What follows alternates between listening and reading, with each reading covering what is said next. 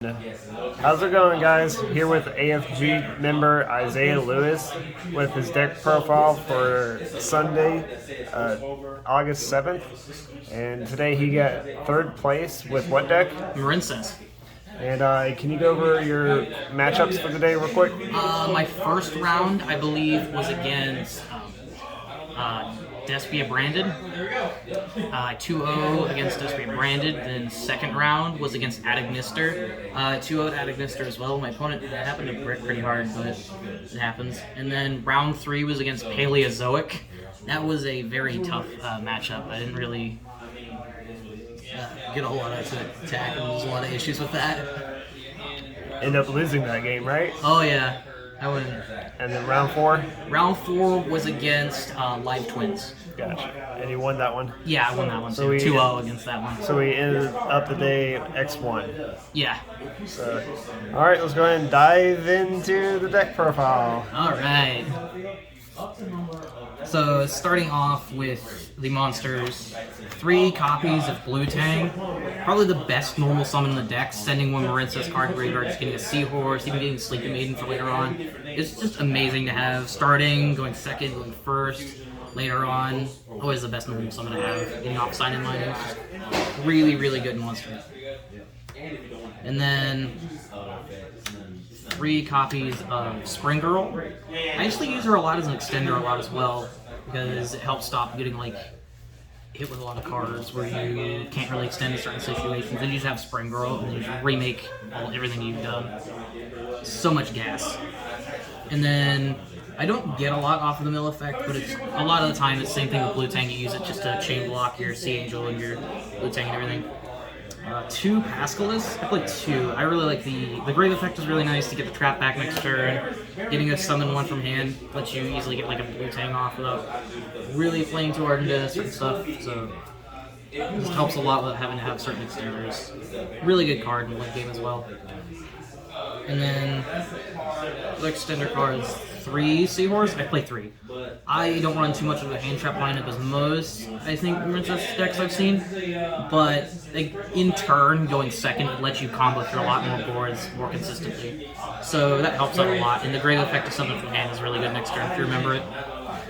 And then I do play the 1 Sleepy Maiden. I definitely recommend this. This is really good for getting Argonaut access without having to have Battle Ocean. So you can do your combos and then send Sleepy Maiden, or having Sleepy Maiden in hand, you can get Sleepy Maiden graveyard and then get an equip for Argonaut. Sure, Argonaut's probably not going to be that big anymore, but just getting the negate is really nice. And you can remake the Argonaut next turn if you just throw it back in the extra off of something like the War Cups. You can actually get it banished, actually, and then summon it off of Bubble Reef. There's a lot of different ways to get your links back, so it's not too big a deal. But really good card. And then I play 2 Mandarin because I play 1-for-1. I think I'm going to cut the second Mandarin 1-for-1, but it has come up in certain scenarios, but it's not all that important to play. But I just like having as much engine as possible just to combo through boards, going second and all that stuff, because the deck doesn't have a really good time playing going second. So having enough gas to play through the decks is really nice. And then I do play the Abyss Shark package, 3 Abyss Shark. You can add and special summon itself, so you can get more extension. Helps actually get Toad and stuff, so you can get your Exceeds package and stuff as well. Really helpful for that extension. And the 2 cards to start off at the 2 Silent Anglers. Sure, you get locked out of summoning from the hand for this turn when you special summon it, but getting it out is like getting another monster for free. It's really, really nice. And if you have extra copies, you can send them up, sign it, mining, and other copies and stuff.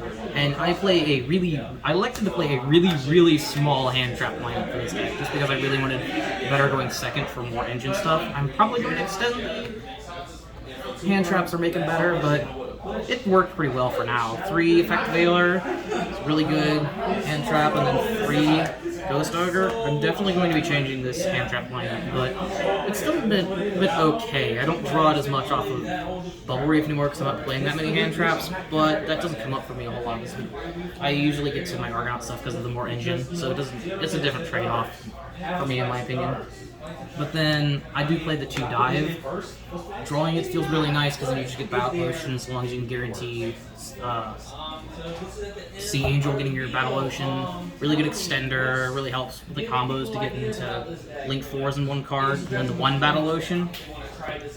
You really need this to get Argonaut really big, and it's a huge part of the strategy actually. You don't necessarily require it, but it is really important to have. 3, Sign It Mining. You just need good consistency. I don't like playing Desires because the deck is more mid-range, so you end up passing through a lot of turns, and losing some of your cards in the deck can be painful sometimes. So, just having more cards to add. Really important for starting your turn and stuff. And then the 1/1 for the one I mentioned earlier, off of the Mandarin. This helps make Mandarin a 1-card Link 4 all the time. So it's really good for that, but I don't think it's really necessary anymore, at least with the new support and stuff. So that was nice. The 1 Call by the Grave, again because I'm playing so much engine, it doesn't come up and I don't really need it to stop hand traps a lot of the time, but it's still really nice to have, and I just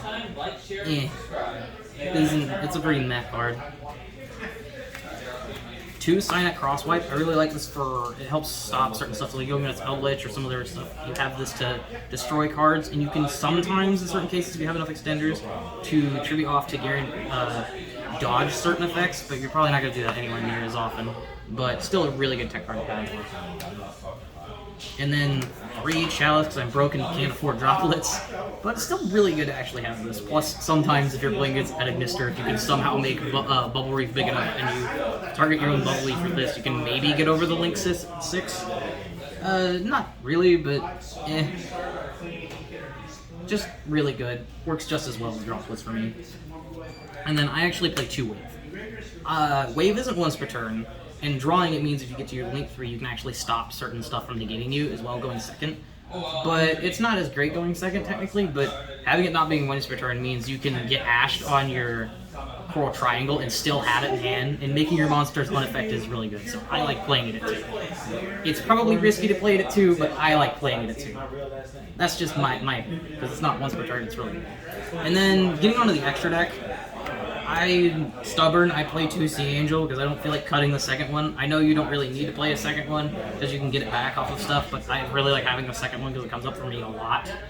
But adding the spell and then chain blocking this happens a lot, and sometimes even when you don't chain block it, it's like, okay, ash this, I don't care, I already have my dive in hand, or I already have Battle Ocean.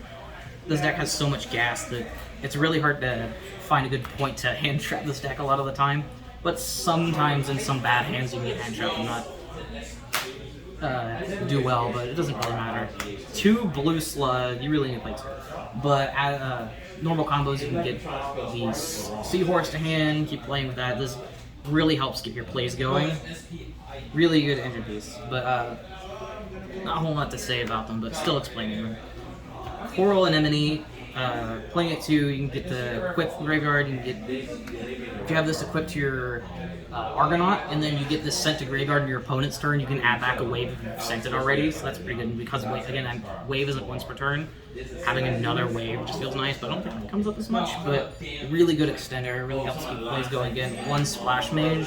This doesn't come up much at all for me, I might cut this, but it does help keep plays going even after you get hit after the Coral Anemone, but you're not really going to make this after Nibiru, so there's no point in like trying to stop that card. Sure, you can probably shuffle around the Crystal Heart, but it's not going to help that much, because it's really hard to do. And then Marble Rock, getting back your trap is important, getting back monsters, getting back stuff to just keep playing, really good. And then, of course, the best Link 3, because you need the trap desperately to keep playing, otherwise losing your cards is actually pretty hurtful, but sometimes it's not that bad not having the trap, but it's really important to have it, so really need to add it. And then the 2 Link 4s, Bubble Reef and Argonaut. Because of the way I'm playing the deck, I go for Argonaut way more than I go for Bubble Reef, and sometimes I go for Bubble Reef going second actually and linking off the Argonaut to just make Bubble Reef really big and close out games sometimes, because you can get pretty big if you force her to get a lot larger, but I almost was going to play 2 Bubble Reef, but I don't feel like I need it, but I actually had some times where Argonaut got banished and I have used stuff to get her back, but still really good boss monsters. I don't, again, because I don't have a big hand trap lineup, she's not as helpful for me because I don't draw into a lot of stuff that I actually need. But that's, again, my trade-off for playing what I play. But that's all the Link monsters. And then one Abyss Dweller, I play the one Kragan. You really need the Kragan. And the Abyss Dweller now in this format, because of tier elements, it's really important to have something stopping. Abyss Dweller is really, really good for that. And sometimes the burn effect of Kragan does come up, but it's more or less you just want to destroy a card. And do play the Bahamut and the one Toad.